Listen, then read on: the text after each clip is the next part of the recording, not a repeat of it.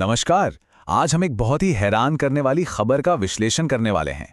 देखिए, पूर्व राष्ट्रपति ट्रंप ने वेनेजुएला पर अपना रुख कह सकते हैं कि पूरी तरह से बदल दिया है। लेकिन सवाल ये है कि क्या हमें उनकी बातों पर यकीन करना चाहिए या फिर पर्दे के पीछे कोई और ही कहानी चल रही है। चलिए, हमने जो पाया है उस पर एक नजर डालते। तो ये है वो बयान जो किसी के भी लिए एक बहुत बड़ी हैरानी की बात है। पूर्व राष्ट्रपति ट्रंप की तरफ से आया ये बयान उनके पिछले आक्रामक रुख से बिल्कुल उल्टा है, एक पूरा U turn.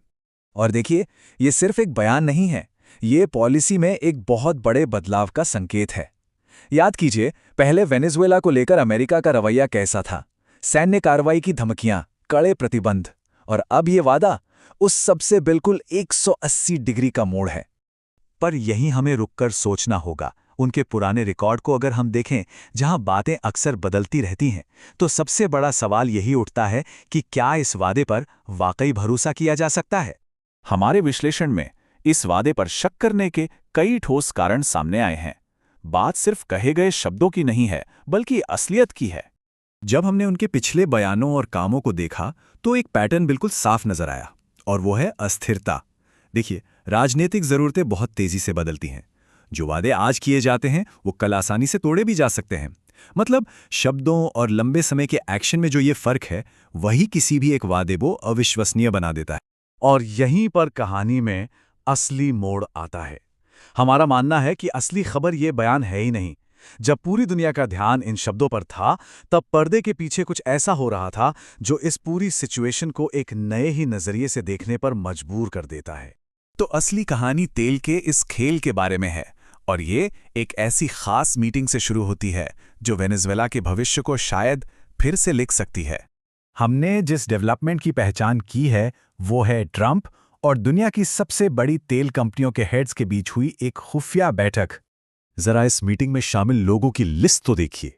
Axon, shell, chevron, ये सिर्फ कंपनियां नहीं हैं, ये ग्लोबल एनर्जी के सबसे बड़े खिलाड़ी हैं जिनकी मौजूदगी किसी भी समीकरण को बदल सकती है।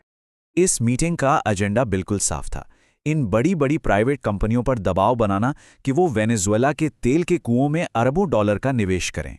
और यहीं से हमें निवेशकों के सबसे बड़े डर को समझना होगा, जो है रिस्क और अनिश्चितता। इस रिस्क को और अच्छे से समझने के लिए चलिए 1 मिनट के लिए खुद को एक तेल कंपनी के मालिक की जगह रखकर सोचते हैं। हम आपको एक काल्पनिक सिचुएशन से रूबरू कराते हैं जो इस दुविधा को साफ कर देगी। तो सवाल एकदम सीधा है, ऐसी सिचुएशन में क्या आप अपनी कंपनी का पैसा इतने बड़े जोखिम में डालेंगे? एक समझदार बिजनेस लीडर के लिए इसका जवाब क्या होगा?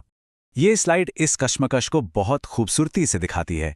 एक तरफ है ट्रंप का वादा, कुछ समय के लिए सुरक्षा, राष्ट्रपति का सपोर्ट और बड़े मुनाफे की उम्मीद। लेकिन दूसरी तरफ है राजनीतिक हकीकत, लंबे समय की अस्थिरता, आने वाली सरकार के बारे में कोई जानकारी नहीं और सब कुछ गंवा देने का भारी खतरा।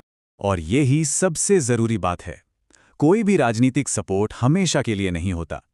तेल के बिजनेस में किया गया निवेश दशकों तक चलता है, जबकि एक सरकार का कार्यकाल बस कुछ ही सालों का होता है।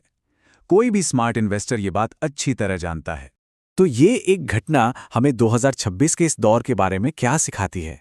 हमारे विश्लेषण के मुताबिक ये हमें एक ऐसे दौर की ओर ले जाती है जिसे हम अनिश्चितता का युग कह सकते हैं। हमारे विश्लेषण का जो सार है वो ये है कि इस दौर को जो चीज़ सबसे ज़्यादा परिभाषित करती है वो है हद से ज़्यादा अनिश्चितता। मतलब ग्लोबल पॉलिटिक्स और बिजनेस में अब कुछ भी पहले से अंदाज़ा लगाना लगभग नामुमकिन होता जा रहा है। वेनेजुएला की ये सिचुएशन उस बड़े ग्लोबल ट्रेंड का एक बिल्कुल सटीक उदाहरण है जो हम देख रहे हैं। अविश्वसनीय राजनीतिक बयान, शॉर्ट टर्म पॉलिटिक्स और लॉन्ग टर्म इन्वेस्टमेंट के बीच टकराव और दुनिया में तेजी से बदलते रिश्ते। और ये हमें आज के नेताओं, निवेशकों और हम सब के लिए सबसे बड़े सवाल के साथ छोड़ जाता है कि इतनी अप्रत्याशित दुनिया में कोई भी लंबी अवधि की प्लानिंग आखिर कैसे कर सकता है। ये आज के दौर की शायद सबसे बड़ी चुनौती है।